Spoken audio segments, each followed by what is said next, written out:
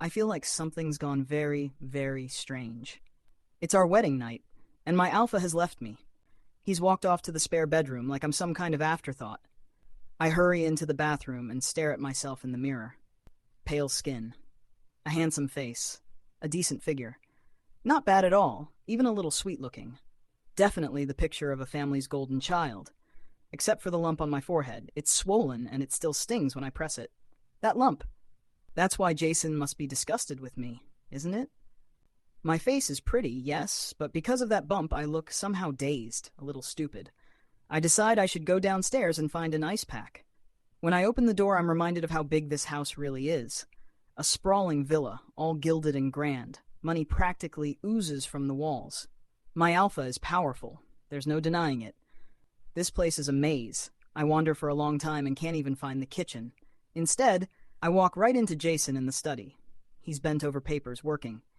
He looks up, frowns, and asks, "What's wrong?"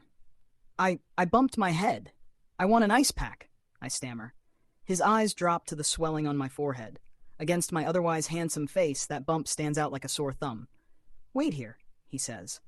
He goes downstairs and comes back in a few minutes with an ice pack. Standing so close, his sharp, handsome features make an idea pop into my head. As he holds the ice pack to my forehead, my hand that had reached for it quickly clamps over my other arm. "Ouch, I hit my hand too. It's cramping," I complain. Jason's expression changes instantly to concern. "Your hands hurt too?" Only for a moment does worry flash over his face, then he's back to being serious. I frown. My alpha is so old-fashioned. He's standing here, offering me this perfect opportunity to get a little closer, to be a little flirtatious. And he doesn't notice.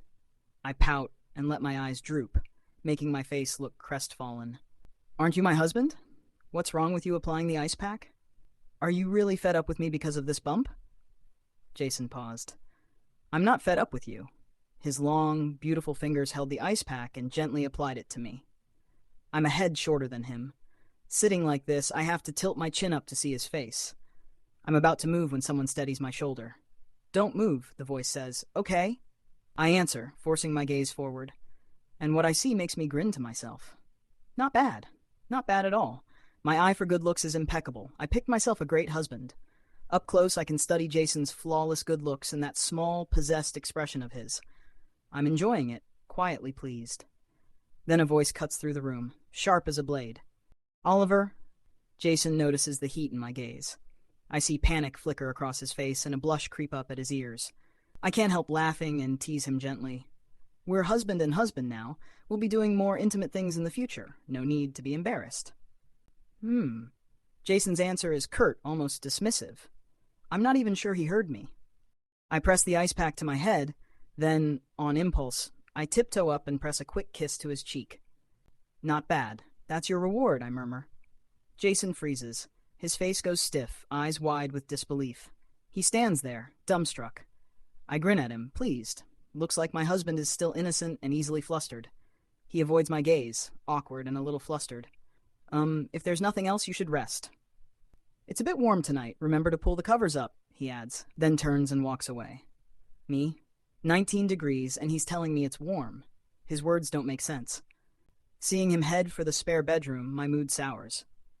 "Jason, which newlywed couple sleeps in separate rooms on their wedding night?" I snap. "If you leave tonight, don't even think about getting into my bed later." He quickens his pace. "You should rest. I have work to finish. I don't want to disturb you." What the? I'm steaming. Right in front of me is my beautiful wife. "Excuse me, husband," and he's going to work on our wedding night. I slam the door with a loud thud. The slam brings him back. He tries the knob and finds the door locked. "Oliver, I didn't mean it like that. You should rest. You've had a long day," Jason says, then leaves again. No attempt to coax me, to soothe me. My hand, already reaching to open the door, drops. Aside from that face, he's all wooden planks. No touch, no warmth. Useless. Midnight. I can't sleep. The room feels hollow, like something important is missing. A handsome face floods my mind, and everything becomes clear. I pad in the dark to Jason's room. He's asleep, breathing steady, all calm and warm. I don't hesitate. I climb in and wrap my arms around him. This is right. His weight against me soothes the itch in my chest. My heart stops hurting. In his arms, I sink into sleep like falling into a warm human pillow. Morning light. Good morning, husband, I chirp, blinking awake to find another body folded beneath the covers beside me. Jason startles. We're practically strangers. This was a business alliance, after all. But faced with a wife who's come and curled up against him, he has no reason to refuse. She's pretty, a little silly, and undeniably endearing. He copies my tone, awkward but sincere. Good morning. That one word, the thought of wife, burns on his tongue, save for the privacy of his own heart. After breakfast, Jason rushed straight to the office. The entire day, not a single glimpse of him. I sat there thinking, what kind of company doesn't even allow a man to take his wedding leave? Answer? His own company. With nothing else to do, I pulled out my phone and decided to harass him a little. Scrolling through our chat history, I realized there was almost nothing there. Just the 2 lines from when we first added each other. I've accepted your friend request. Now we can start chatting. And that was it. This is supposed to be a married couple? Well, harmony takes effort, and clearly one of us has to take the initiative. That would be me. Hubby, what time are you getting off work? I suddenly have a craving for that ice cream cake from Westside. Bring one home. Love you. Kiss, kiss, JP. I waited, and waited. Still nothing. Heat rose in my chest, irritation bubbling over. You are really not a qualified husband. How could you let such a beautiful, adorable Omega starve alone in an empty room? Truly, your heart is made of ice. In the end, I gave my love to the wrong person. When you come back, I'll punish you properly. I'll cuff you to the bed and whip you hard with my little leather whip. Spicy JPG. Finally, a reply. Sorry, I was in a meeting. My phone was mirrored on the projector. The moment I saw that, my soul left my body. Oh no, total social death.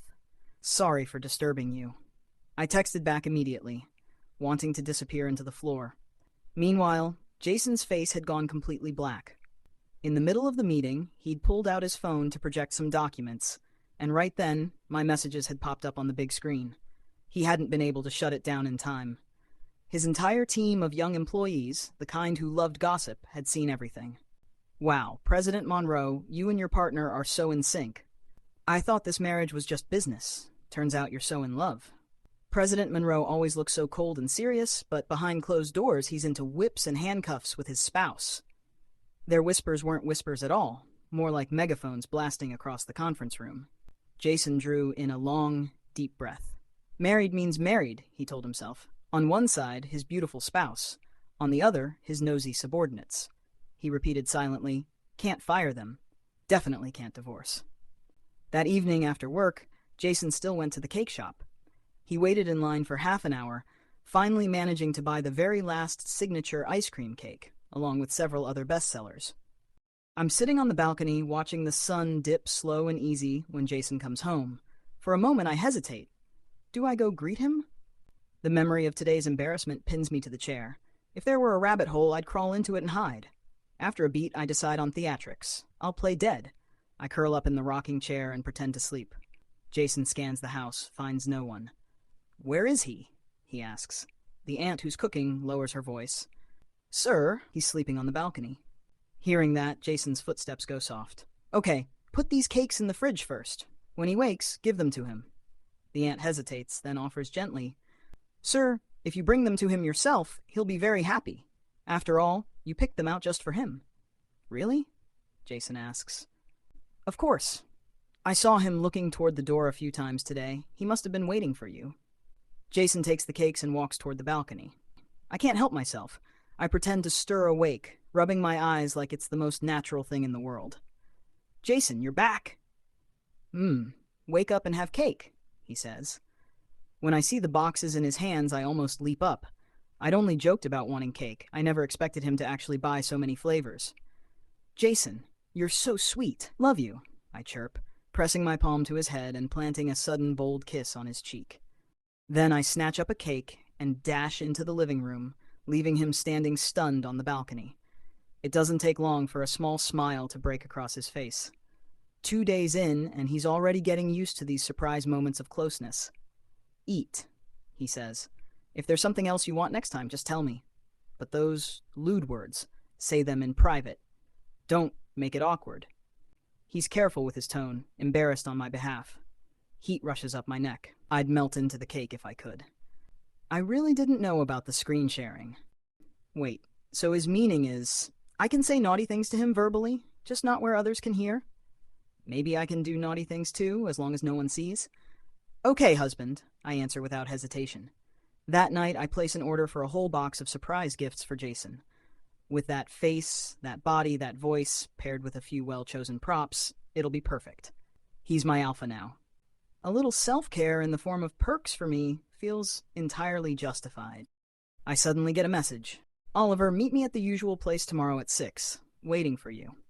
From Z. I rack my brain. I don't remember anyone called Z. I open the old chat. It's all full of flirtatious, spicy emojis and color-filled messages. Purely suggestive stuff.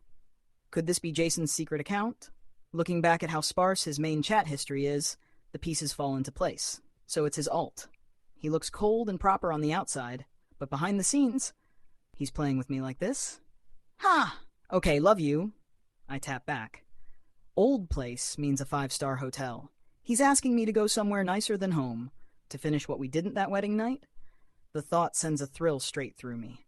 I'm buzzing. I place another midnight order, a whole box of mysterious little gifts. Meanwhile, in the study, Jason sneezes. That night, I see him slip into the spare room again, and I freeze. He's unbearably reserved. But thinking about tomorrow makes it impossible to sleep. We've been married for so long, and I haven't even seen him naked, an absolute dereliction of duty as a spouse. I haven't even checked his abs. What does Jason's scent smell like? I haven't smelled it properly yet. The more I think, the angrier and more restless I get. In the middle of the night, I climb into bed and give him 2 slaps. What are you being so stingy for? I scold. Not letting me touch you, not letting me sleep with you. So miserly. We're married, these are marital assets, understand? Then, with perfectly justified entitlement, I lay my hand on his chest muscle. Nice pecs. Fingers wander lower, abs are pretty good too. He grabs my hand, teeth clenched. Sleep, he growls. I fold up like a quail. Okay. The next day I'm punctual. I take my big box of online purchases and head to the hotel. Jason isn't there yet. I probably come here all the time. The receptionist hands me a card like we're old friends. While I wait, I pull out my purchases and study the instructions, cheeks heating as I read. The doorbell rings. I jump up and open it. Jason stands in the doorway in a dark suit. His hair's been styled just so. He looks devastatingly handsome. You came, he says. Before I can answer, he grabs my neck, fingers digging in, eyes bloodshot. You really were here, he says, voice thick. Oliver, you lied to me, he breathes. His whole body trembles with anger. The pressure on my throat tightens, my breath grows shallow, and a dizzy fog sweeps my head. I force the words out. Jason, what's wrong? He's usually so gentle with me. What has come over him? A fierce wave of scent hits me, overwhelming, almost suffocating. One thought flashes. He's been pushed into a pheromone overload. His skin is hot, his face is flushed. Jason, are your pheromones out of control? I blurt. Jason, calm down. I'm the one you properly married. What did I lie about? Jason's grip doesn't loosen an inch. Veins stand out along his neck. Oliver, you went to book a room with another man. You're married to me. You're my omega. Don't even think about anyone else. Something is wrong with him. His state is off, his control gone. I can't have a normal conversation. I follow his words the only way I can. Okay, it's yours. My whole family is yours. At the same time, I slowly release my own scent, trying to calm him. Our pheromones match unusually well. It's like pouring cool water over a fever. Instead of calming down, he suddenly throws me back onto the soft, king-size bed. Still pretending? He rasps. Jordan Z told me everything. You wanted me dead. Oliver, I've treated you well. Why are you doing this to me? He snarls. I'm stunned. What are you talking about? Who's Jordan Z? Weren't you the one who arranged to meet me here? He snaps. For a heartbeat, he looks bewildered. Then his eyes find the open boxes of toys at the bedside, and he snaps again, fury spiking. You'd play with others using these? In the instant he hesitates, I grab the bedside lamp and smash it down onto his head. He goes limp and collapses across me, out cold. God, an alpha's strength is terrifying, like being flattened by a bull. It takes everything I have to shove him aside. I call his assistant. We need a doctor now. After I handle that, my hands shake as I pull a length of rope from one of the boxes and bind him, wrists and ankles, quick and clumsy. Who knew those ropes would ever be useful? My phone buzzes. Oliver, you can act now. Jason's gone to find you. Once Jason's dead, we'll be together forever. You'll inherit everything as his legal wife. With money, we can run away. I stare at the message, my stomach dropping. So he wasn't Jason at all. He was the stranger I met? Oh no. I must have forgotten something important when I hit my head that day. But since we've married, Jason has been good to me. I can't betray him like that. Hands trembling, I delete the chat. Damn you, I type, fingers furious. If you want to die, die yourself. I'm fine with my husband. Don't try to come between us. And by the way, I love him. Don't you dare try to ruin us, you miserable. Then I block and remove that account. Looking at Jason, bloodied, bound, and unconscious, a wave of guilt washes over me. I did this. I hurt him. It's a long while before the assistant shows up with a doctor. Why did you come so late? He's losing too much blood, the assistant cries. How did he get injured? The doctor asks. My bravado drains away. Ashamed, I whisper, I hit him. The doctor surveys the room, raises an eyebrow at the toys and instruction manuals scattered everywhere, and speaks with the weary patience of someone who's seen it before. Young people chasing thrills need limits, no restraint, and in the end you hurt your own bodies. I hurry to explain. No, we weren't.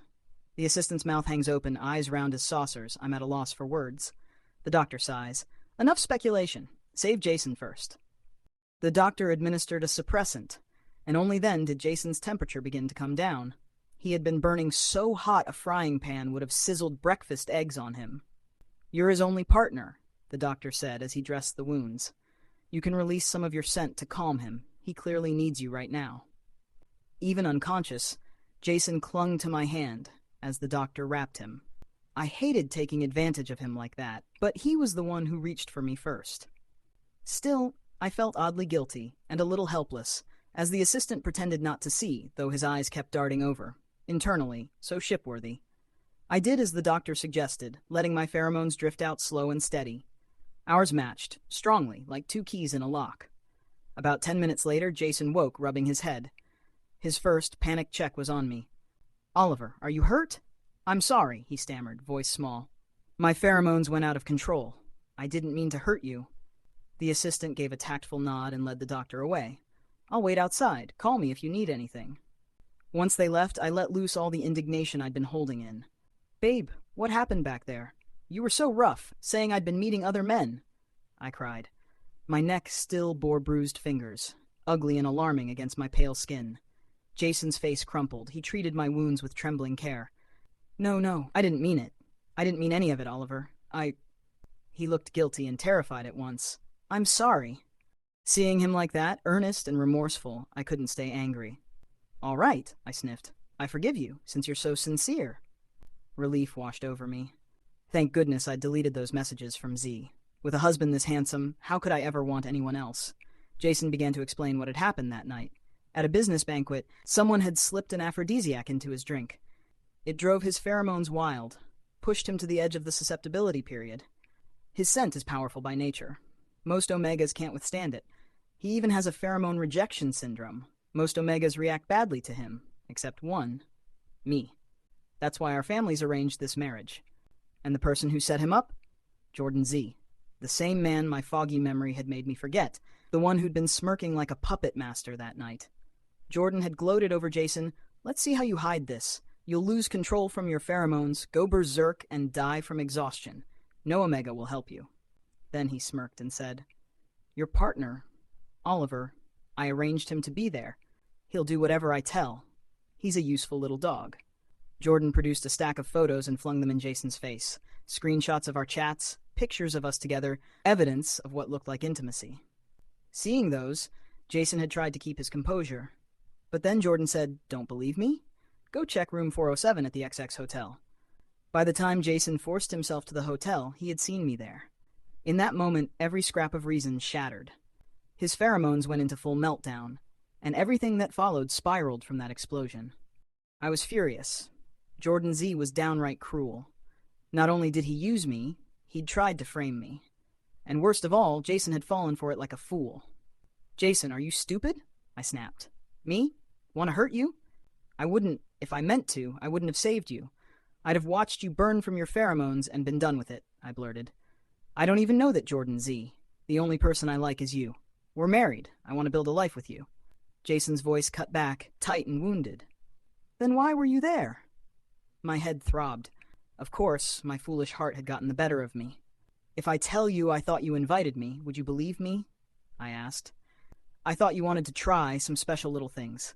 I thought the messages were from your alt account. His deep gaze lingered on my face for a long time, like he was weighing my words. I widened my eyes, filled them with as much sincerity as I could muster. My mind was blank. No lies, no tricks. Silence stretched between us. I finally gave in. Okay, I admit it. I think I've got amnesia. Remember the wedding night? I hit my head. Since then, I can't recall a lot. Things like Jordan Z. My voice cracked and tears started to fall. I'm sorry, Jason. I lied to you. I let the guilt pour out. If you find out I did something unforgivable, hit me. Do whatever. I'll accept it. A few tears fell, but Jason didn't budge. So I turned up the volume and wailed my heart out. It's all my fault. Spank me, scold me, anything. Just don't divorce me. He let out a helpless little smile. He'd seen through my over-the-top performance. Relax. I'm not blaming you, he said softly. You're tired. Rest now. We'll talk tomorrow. I wiped my face, slid the sad act away, and plastered on a smile. Okay? I'd been crying. Fake, fake, fake. He believed me. He always did somehow. Back home, I couldn't shake the unease. What if there were other things I'd forgotten? Other deeds? Other promises? Jason, I might have forgotten a lot. I can't even remember how we got married, I confessed one night. My memory stopped at the ceremony, the two of us standing hand in hand. I'd assumed it was mutual, that at least he didn't hate me. But after everything that had happened, was I really planted here by Jordan Z to ruin Jason? To take his money? To end his life? Jason was quiet for a long time. When he finally spoke, his voice was low. You were forced into this marriage, he said, and you used to like Jordan. Honestly, I shot back, I'd be thrilled to marry you. You're handsome. You treat me well. What would I possibly have to complain about? I added, a little snide, because let's be real, Jordan Z didn't have Jason's looks or his money. Jason Monroe's lips curved ever so slightly, the kind of smile you'd almost miss if you weren't looking closely. Since you don't like him, should I kill him for you? He said it with a smile. Yet the chill that ran down my spine made my whole body shiver. His voice carried a darkness, quiet but bone deep. You! Killing someone is wrong, I stammered, waving my hands. We're law-abiding citizens, right? If Jordan Z wants to hurt me, we should let the law deal with him. Jason Monroe, are you testing me? With the Monroe family's power, crushing Jordan Z would be child's play. If I hadn't hit my head and forgotten so much, then right now, the one being crushed might have been me. How reckless had I been before, daring to covet both Jason's wealth and his life? I swear, I blurted, clutching at his sleeve like my life depended on it. I really don't like Jordan Z anymore. Before, maybe I was blind, my brain stuffed with pig oil or something, but never again. From now on, I only like you. Jason's eyes softened, the smile on his lips finally reaching his gaze. Good. Then I'll listen to you. He added gently, I'll treat you well too. Before I always thought you didn't want me, so he'd slept in the guest room on our wedding night. So he'd buried himself in work the very next day, choosing overtime over me. So he'd stiffened every time I tried to kiss him. And now, everything made sense. Here I was, thinking Jason had something against me, when really, he'd just been holding back for my sake. My nose stung, my chest squeezed tight. He was too kind, too thoughtful.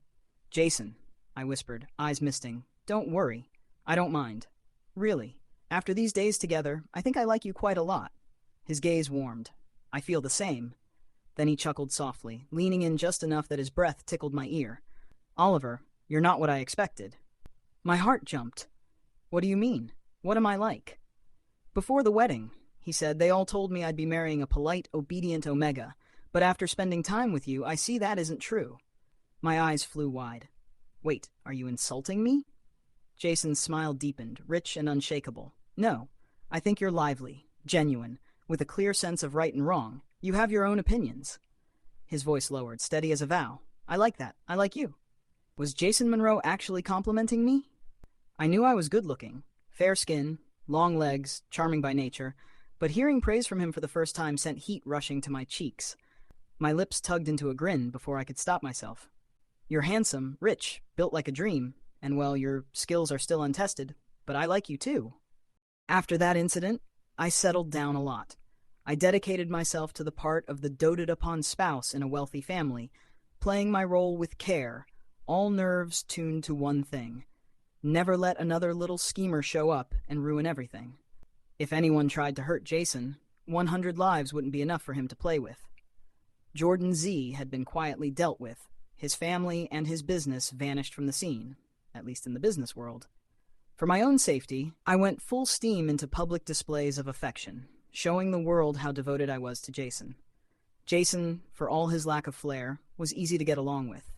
But for a relationship to stay alive and growing, you can't avoid a bit of intimacy, what people fondly call making a little person. In short, we had to get physical. Eventually, Jason collapsed into the trap of my maid outfit. Once we crossed that line, his appetite only grew. He stopped staying late at the office, ditched social events, and, like a man launched, rushed home the moment work ended. The box of toys? Barely enough. One evening after his shower, he came out wrapped only in a towel, and my breath actually stopped. His upper body was strong and sculpted, 8 neat abs, a clear Adonis belt teasing into the next curve. His long legs were impossibly perfect, and I was certain they were trying to kill me with temptation. He was actively seducing me. As I passed him, I slipped and tumbled into his arms, my hand hooked on the towel. It slipped. There we were, close enough to count each other's lashes. Eye to eye. "Oops, hubby, I didn't mean to. Don't be mad," I blurted, flustered. Jason's mouth curved. In the deep warmth of his gaze, there was no shame hiding the heat he felt. "Wife?" he said softly. "You told me. Marriage means our things are shared." "So." His grin finished the sentence. How could I refuse him? His face, his body, everything about him was an invitation, which is how the house turned into a map of evidence. The bathroom, the floor-to-ceiling windows, the study. There was no corner untouched. Finally exhausted, I fell asleep in his arms, and Jason carried me back to the bathroom to clean up. Half asleep, I murmured in a dream, "Jason, I love you so much." He stroked my hair gently. Me too. Days flowed on, warm and full. We were blissfully intimate. Then one morning I discovered I was carrying a little life. At the hospital they told me the baby was already 3 months along. Our baby. The first child for the Monroes and the Laras. And I hadn't noticed a thing. "Sorry, my little one," I whispered, astonished. "I've been so careless." "Wait, no, it's 2. 2. That meant our children were vigorous, tough fighters. Only the strong deserved to be mine." My weight hadn't changed much. My stomach was still flat, no obvious bump, so the news surprised me twice over. After I found out, Jason grew cautious and gentle. He put himself on even stricter guard, careful in speech and touch. He also threw himself harder into work, earning, as he cheerfully put it, the milk money for our babies. A considerate partner, a happy daily life, and children on the way. This was the quiet life I'd dreamed of, until someone came along and shattered it all. Jason Monroe's mother threw an extravagant birthday banquet, the kind so lavish you could feel the chandeliers judging you. Jason and I attended together. Partway through, Jason had to step out on business. Before he left, he reminded me several times, "If anything happens, call me, or call my assistant. I'll have him stay with you." "Okay," I said. We hadn't told anyone about the pregnancy yet. Sitting in the corner, enjoying the spectacle, I felt someone slip into the seat beside me, an Omega with makeup so sharp it might cut. He leaned close and smirked. "Oliver, look at you, getting cocky. You ignored my messages." "Wait, who is this? Some little side lover?" I ducked my head, awkward. "Sorry, I've been super busy. I'll reply when I get back." Like I would if Jason knew he'd drown in jealousy. The Omega snorted. "Heh." He jabbed at me with venom. "Oliver, don't be deluded. Jason doesn't like you. You're just a nasty, pathetic substitute." Then I remembered who he was. This was Wenrui Shen, the child adopted into Jason's aunt's household. He'd adored Jason since he was little, never able to win his heart. I picked a slice of fruit, chewed slowly, and said casually, "Whether he likes me or not is none of your business, but he definitely doesn't like you. Even without me in the picture with Wenrui's face, there's no way Jason would ever look his way." Wenrui's face crimsoned with fury. "You little bitch! Don't think marrying brother Jason makes you some kind of phoenix. Wait until Chen Simon comes back, then you'll see. He's the one Jason truly loves." The name landed in my chest like a stone. Chen Simon. My heartbeat stuttered. At that moment, a row of comments blinked into existence across the air like a live stream overlay. "Villainous cannon fodder, where have you gone? Aren't you going to be vicious anymore? Stop the drama?"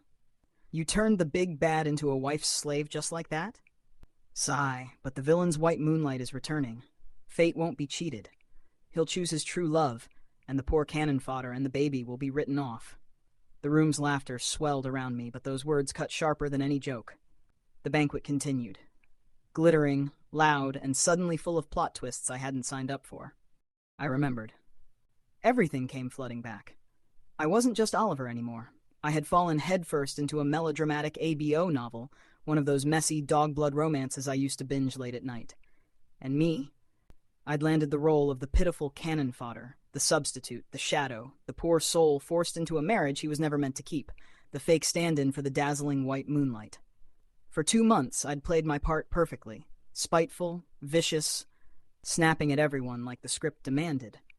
Even those staged scenes with Jordan Z had been part of the act. Until the wedding night. Until I slipped in the shower, cracked my head, and scrambled my brain. Now, with one hand pressed gently to my stomach, I could feel the quiet presence within me. 4 months along. Jason Monroe's child. In the original story, Jason only ever treated me well because he thought I was a substitute for Chen Simon, his white moonlight. Once he heard Simon was returning from abroad, Jason was supposed to orchestrate a staged car accident. Me and the baby. Gone in a flash. Just convenient collateral damage to make room for the true love's return. No wonder Jason had been so easy to win over these past few months. His lines, his warmth, they weren't really mine. I knew the tropes too well. I'd devoured enough of these novels to see every beat coming. I was cannon fodder. I was never meant to outshine the lead. The book described Simon as breathtaking, an Omega so beautiful the world bent around him. Alphas fell in love at first sight. Omegas turned envious.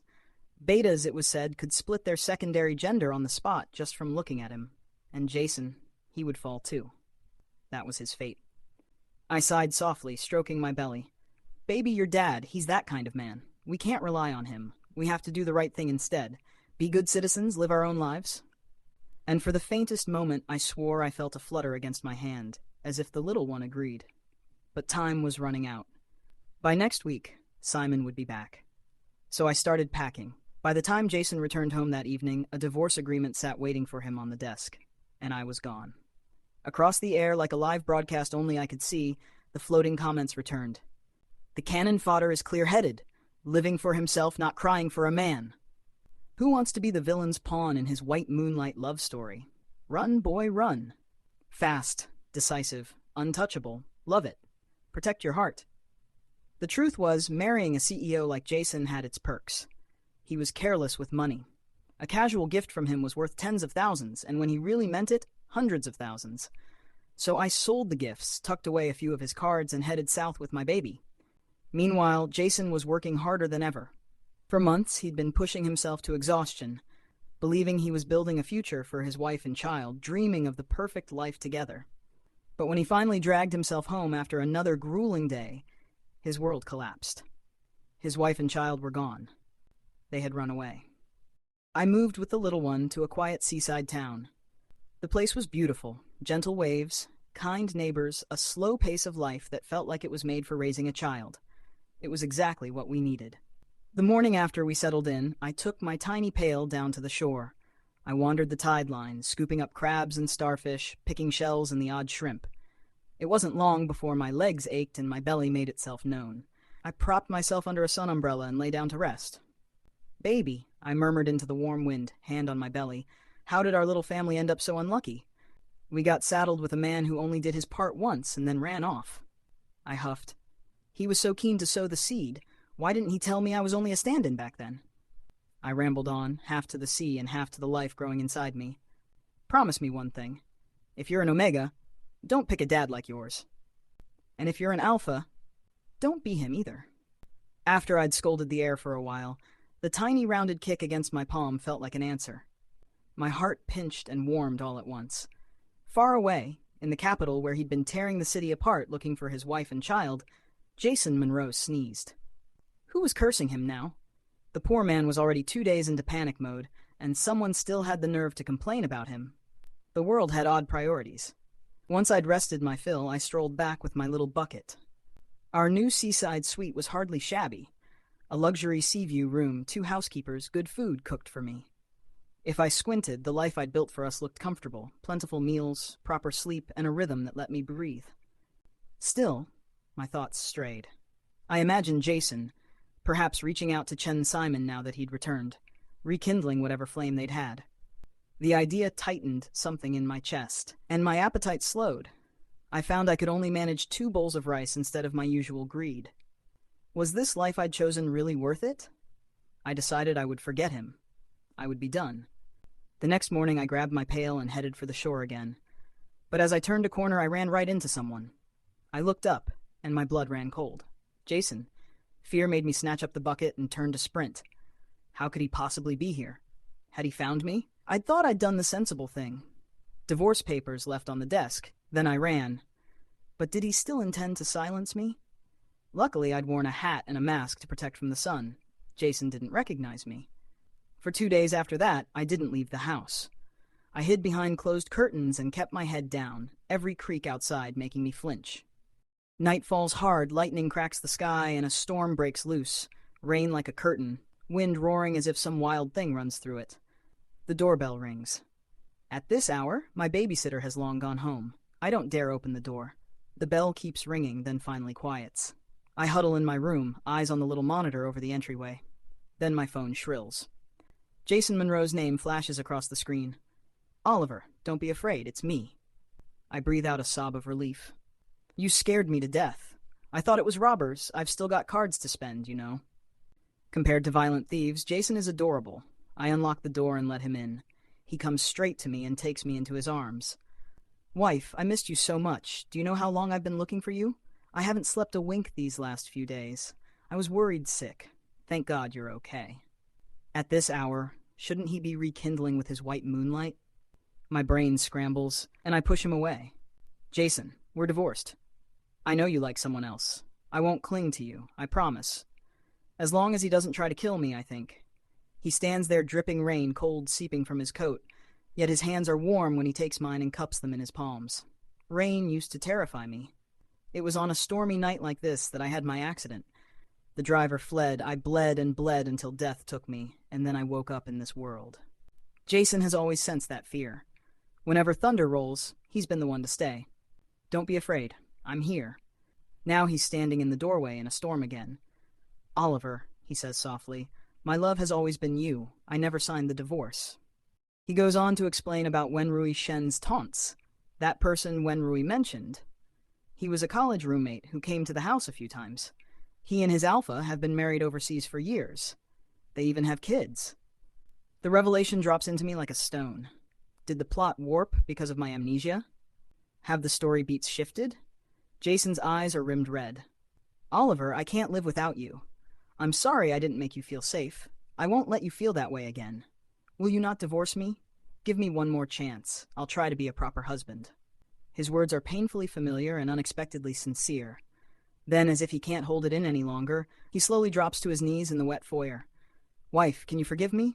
My heart thuds. I murmur, wait, let me breathe for a moment. Okay, he replies, voice trembling but patient. Oliver, at first I only liked you a little. Over time I realized I couldn't live without you. Jason spoke on and on.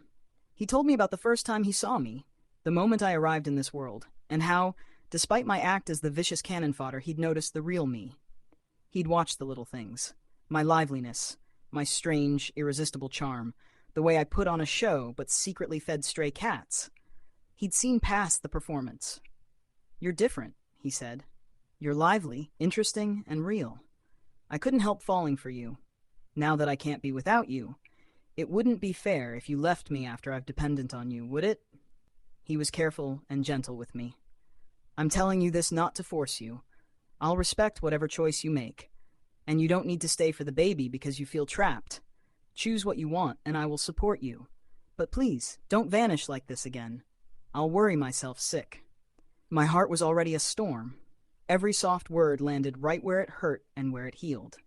Then he reached into his bag and handed me a stack of papers. He had transferred every asset in his name to me. My hands trembled as I scanned the numbers. Was I suddenly rich? So much money. Is this for real? I whispered.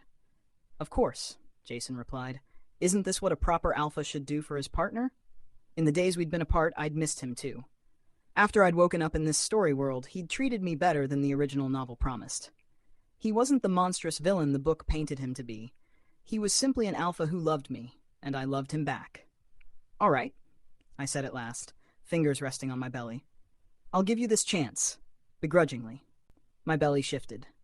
The baby, our child, seemed to answer. He needed his father. And honestly, Jason had already given me too much to turn away. "But I'll be watching you for 2 more years," I warned. "If you don't behave." "Fine. Thank you, wife. I promise you satisfaction. My service package is complete," Jason crowed, lifting me up and peppering my face with kisses, unable to stop smiling. So the chase ended, an Omega who ran and an Alpha who pursued. From then on, we lived shamelessly and sweetly, wrapped up in our little, loud, blissful life together. The end.